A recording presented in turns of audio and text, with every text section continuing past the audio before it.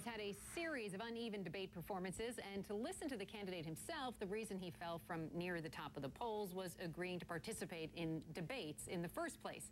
Let me read you what he said. These debates are set up for nothing more than to tear down the candidates. If there was a mistake made, it was probably ever doing one when all they're interested in is stirring it up between the candidates. Rick Perry's top spokesman says that since there are too many presidential debates anyway, the governor may pass on some of them in the future. I'm speaking. People are starting to think about heading to the polls. We're about 60 days away from votes being cast. The candidates need to spend time in Iowa doing those town halls, spending a lot more time with the voters, who oftentimes have the best questions and press the candidates the hardest. So is skipping debates a good strategy for Rick Perry? That's fair game. For my guest today, Republican strategist Karen Hanratty and CNN contributor and Democratic strategist Maria Cardona. Great to see you both. Karen, let me start with you. Can Perry afford not to participate in these debates? He may have no other choice, quite frankly. Look, he's the first to admit this is not his strong suit. As a candidate, he's much better at retail politics, going out there, shaking hands.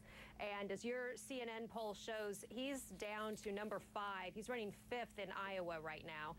He can spend his time at debates where he's never really going to catch a break and take a lot of heat, or he can, basically park himself in Iowa, spend his time doing retail politicking.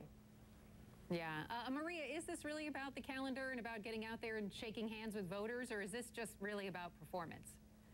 It's completely 100% about performance, Randy. I guarantee you that if Perry had done well in his performances up to date in the debates, he would be salivating to go to the next one and the next one after that. So it is absolutely all about performance.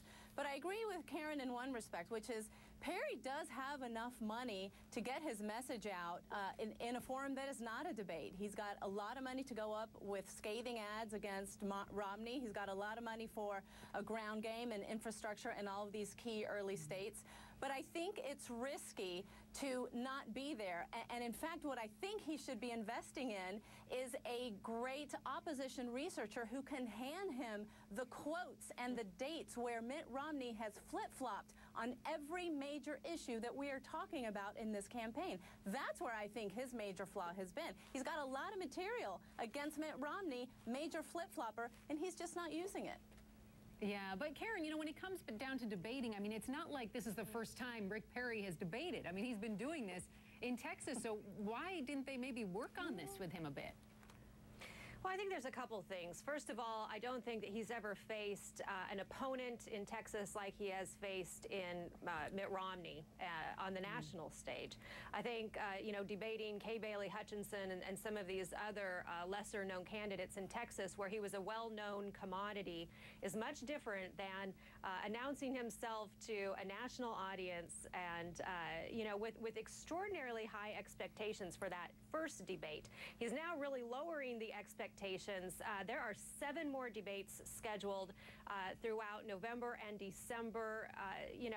So he's already committed to do an early November debate in Michigan. The question is it worth? This campaign is going to have to make a really calculated decision here. Is he going to lose more by debating more, or does he lose more by the criticism he'll take in the media by not debating? And looking at how he does it, yes, go Maria. I was going to say, and Randy, if you recall, he actually didn't debate during his gubernatorial races. He actually refused to debate Kay Bailey Hutchinson. So he knows very, very well, and his staff knows that this is not his strong suit. All right. Thank you both. Maria Cardona, Karen Hanratty, appreciate that. Thanks for joining us today for Fair Game.